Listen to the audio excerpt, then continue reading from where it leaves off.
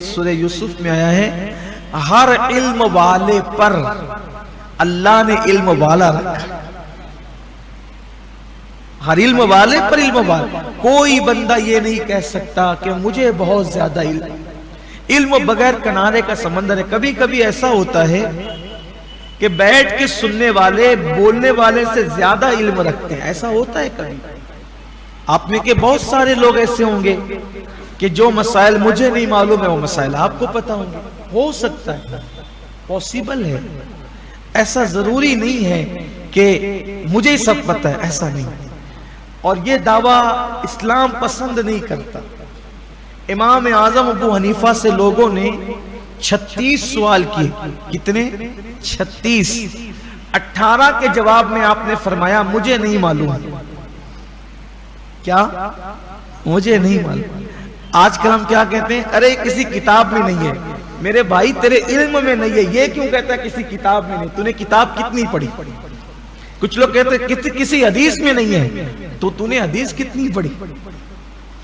یہ کہنے سے کہ کسی حدیث میں نہیں, کسی کتاب میں نہیں, یہ کیوں نہیں کہتا کہ میرے علم میں نہیں ہے؟ اس لیے کہ حدیث, ہر حدیث پر اپنی نظر نہیں ہے, ہر کتاب پر اپنی نظر نہیں ہے. تو بہتر ہے یہ کہہ دو کہ ہمارے علم میں نہیں ہے.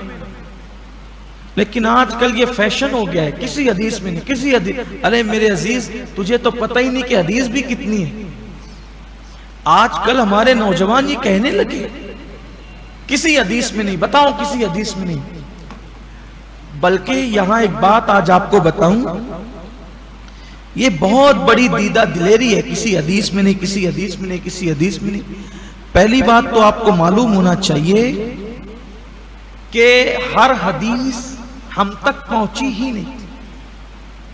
یہ آپ کو معلوم ہونا چاہیے. وجہ اس کی کیا ہے اس کو سمجھ لیں آپ پہلے. وجہ اس کی یہ ہے کہ حدیث کا مطلب کیا؟ حضور اکرم صلی اللہ علیہ وآلہ وسلم نے جو فرمایا وہ حدیث, جو کیا وہ بھی حدیث.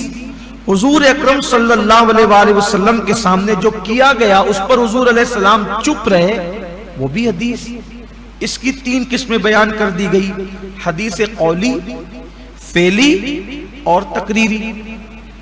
ٹھیک. اب حضور علیہ السلام جہاں بیٹھے وہاں گفتگو شروع کی, باتیں کی. کبھی ایک ہی آدمی نے سنا, کبھی پورے مجمع نے سنا. ایسے ہی ہوتا تھا نا, کیونکہ حضور علیہ السلام تو ایک بندہ ہوتا تھا تو اس کے سامنے بھی تو حضور گفتگو کرتے تھے نا, وہ بھی تو حدیث ہی ہے. 4 ہوتے تھے تو بھی گفتگو کرتے تھے, وہ بھی حدیث ہی ہے. کوئی فعل بھی لوگ دیکھ لیتے تھے, وہ بھی حدیث ہی ہے. اس طرح سے حضور نے جہاں جہاں بیٹھے, جہاں گفتگو کی, وہ سب حدیث ہے. تو بعض مرتبہ ایسا ہوا کہ بعض لوگوں نے اس کو سنا, سننے کے بعد انہوں نے کسی کو بیان نہیں کیا. انہیں موقع نہیں ملا, بیان نہیں کیا. ایک ہی آدمی نے سنا, 2 نے سنا, تو اب بیان نہیں کیا. وہ قبر میں گئے تو وہ حدیث ان کے سینے میں ہی ان کے قبر میں چلی گئی. ایسا وہ ممکن ہے, ہو سکتا ہے. ایسا ہوا. پھر اس کے بعد کیا ہوا کہ سننے والوں نے سنا, لکھ لیا. لکھنے کے بعد وہ لوگوں تک پہنچ نہیں سکی.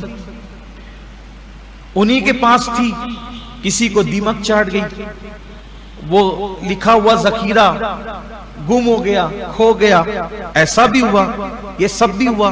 پھر اس کے بعد ایسا ہوا کہ بعض حدیثیں آئی تو صحیح, لکھی بھی گئی, کتابوں میں بھی آئی, لیکن جس وقت ہلاکو اور چنگیز خان کا دور آیا تو اس دور میں بغداد معلیٰ کے اندر جو مسلمانوں کے پاس سب سے بڑا ذخیرہ تھا, وہ ذخیرہ ان لوگوں نے یہ کیا کہ مسلمانوں کا علمی ذخیرہ ختم کر دو. تو انہوں نے یہ کیا کہ بڑی سے بڑی لائبریریاں سب کے سب اکٹھا کی, اور اکٹھا کرنے کے بعد ان ساری لائبریریوں کو, کتابوں کو انہوں نے جلا دیا, آگ لگا دیا, اور آگ لگانے کے بعد اس کو دریا میں بہا دیا. تو ان سب حادثات اور واقعات اور لوگوں کے خرد و برد سے بچ کر جو حدیثیں ہمارے پاس آئی وہ اتنی ہے جس کو آپ دیکھ رہے ہیں. بہت سی تو قبروں میں گئی سینوں کے اندر, بہت سی کتابوں کو دیمک چاٹ گئی, بہت سی حدیثوں کا حال یہ ہوا کہ ان کو جلا کر کے پانی میں بہا دیا گیا۔ اب آپ یہ کہتے ہیں کہ یہ چیز کسی حدیث میں نہیں، تو یہ کیوں دعویٰ کرتے ہو کسی حدیث میں نہیں؟ ہو سکتا ہے کہ یہ اسی حدیث میں ہو جس کو جلا کر بہا دیا، ممکن ہے، پوسیبل ہے۔ تو آپ کہیں گے پھر وہ حدیث ان کو کیسے مل گئی جو فلاں بزرگ نے کہا؟ تو ہمارے بزرگوں نے فرمایا یہ جو اللہ کے ولی ہیں، اللہ کے ولی، اولیاء اللہ، یہ کشف کے ذریعے سے بھی حدیثیں معلوم کرتے ہیں۔ اس لیے یہ کہنا کہ بخاری میں لکھا تو ہی مانیں گے، مسلم میں لکھا تو ہی اور نہیں مانیں گے، تو حضور کی اور حدیثوں کا تو تم انکار کر رہے ہو انڈائریکٹ، اس لیے انکار مت کرو۔ اللہ والے کشف کے ذریعے سے بھی حدیثیں نکالتے ہیں، بلکہ آج بھی حضور اکرم صلی اللہ علیہ وآلہ وسلم تک ان کی رسائی ہے، اور وہ حضور علیہ السلام سے ڈائریکٹ حدیثیں پوچھ لیتے ہیں۔ ایسا بھی ہے، یہ بھی ایک نظام ہے روحانیت کا